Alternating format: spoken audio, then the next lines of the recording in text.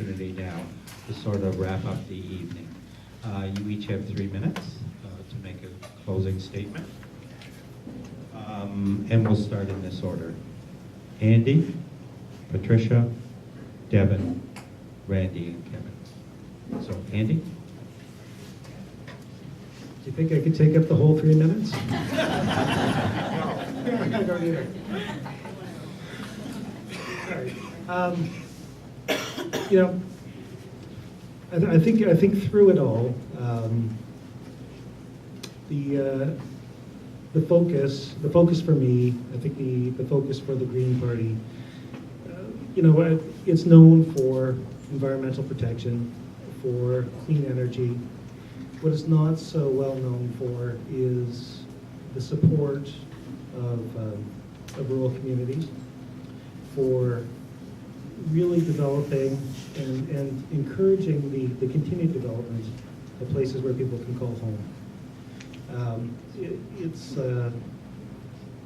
It's important that we recognize the need to contribute, the need for people to feel like they belong, the need for people to belong in a home.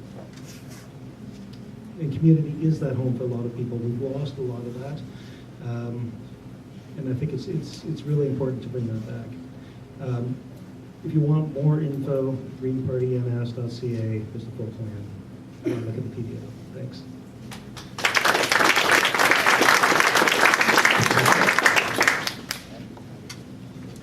First, I want to thank everybody for coming out this evening. It is a fabulous turnout, in my opinion, to see everybody out here. It means everybody's engaged in this election, and you want to really get to know your candidates and make the most informed choice. And I know and trust that you will do that.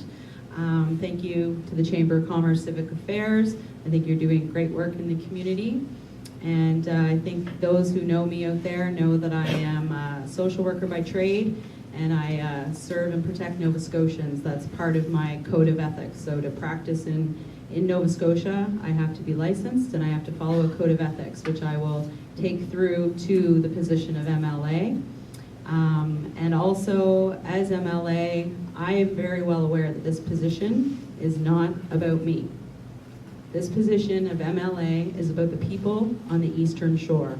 And as a social worker, when I practice, my needs go to the side, and the people that I'm working with, their needs rise to the top. And that's what you can count on when you vote for Patricia Auchnie to be your next MLA for Eastern Shore. Thank you very much.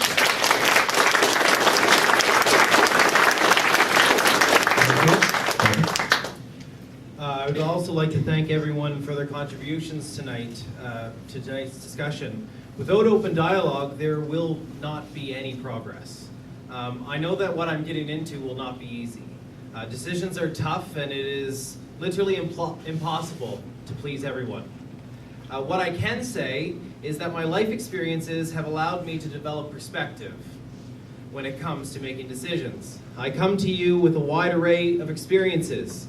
I've not just been a teacher. I've worked as in landscaping, road construction. Yes, I've paved a lot of roads around Nova Scotia. A youth mentor and a research assistant. Sometimes I catch myself thinking, what would I be doing right now if I wasn't here applying for this job? What got me to this point? Well, Gary Burrell, the new leader of the NDP, is the person that brought me to this point in my life. I have known him as a close personal friend since I was 11 years old. He is the only one willing to challenge the ideology of austerity economics. And if it wasn't for him, the answer to my question is quite easy. What would I be doing? I'd be at home lesson planning for the eager 6- and 7-year-olds that I would be teaching tomorrow. But that's not where I am. Tonight I am here with you, and that brings us to the all-important question that I've been asked: how can we pay for this?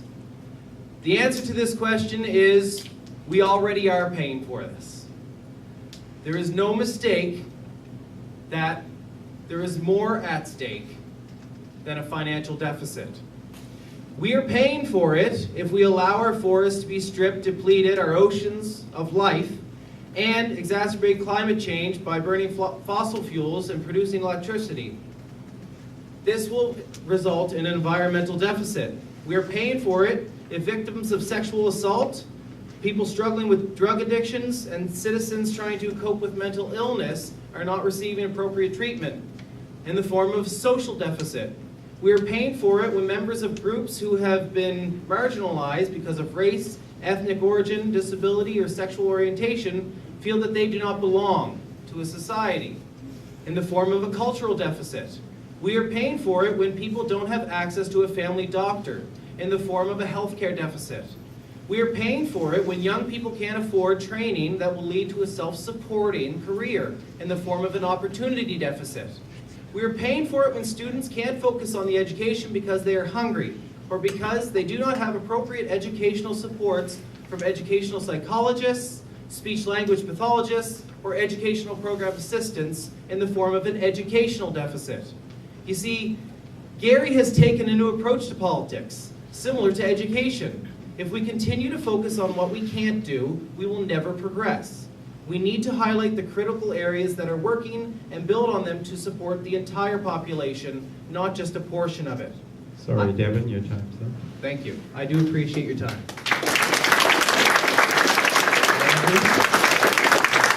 Coming down to Randy first.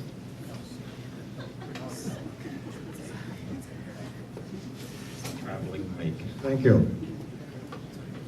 People ask me, why do you get involved, Randy, at your age? Why don't you just sit home and keep quiet and put your feet up and relax? And I planned on doing that this election. I had no intentions whatsoever in running in this election as an independent or as anything else. And I woke up one morning and it was just like a call from the wild. I saw signs out on people's lawns and I just couldn't get out quick enough. I was putting signs up before I even was registered with Elections Nova Scotia. I'm 70 years old, you'd think I'd have a little more brains, and if I lived to the next one, I would be sitting here again. So, I don't know, it's in my blood. I believe that I can do something, and I believe I will do something one day. I hope that I'm never pejorative in my speech. I hope I'm never parochial in my thinking, and I hope that I can always root out misogynistic behaviors through education whenever I see it. I do know that housing is a great way to produce not only a great benefit to people that you're looking after, but great employment. We could have housing from one end of this shore to the other for our seniors, for our mentally ill, for anyone who's in need of housing. And it's very simple to do. You simply rent a house and you gear it up to the needs of the individual.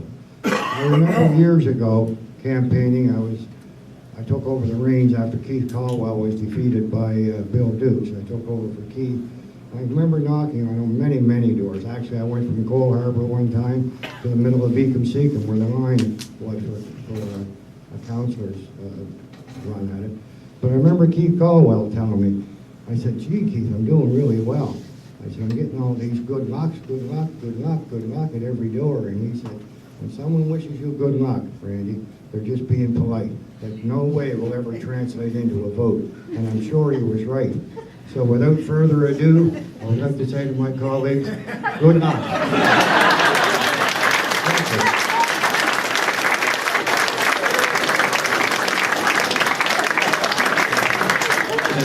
And finally, Kevin. You're a hard act to follow, Randy.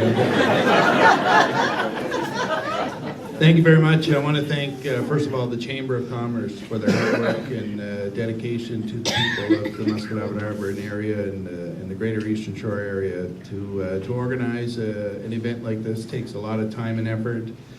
So congratulations to them for pulling this off tonight. Another great crowd. It's good to see so many people from our community engaged in the process, and really that's what it's all about.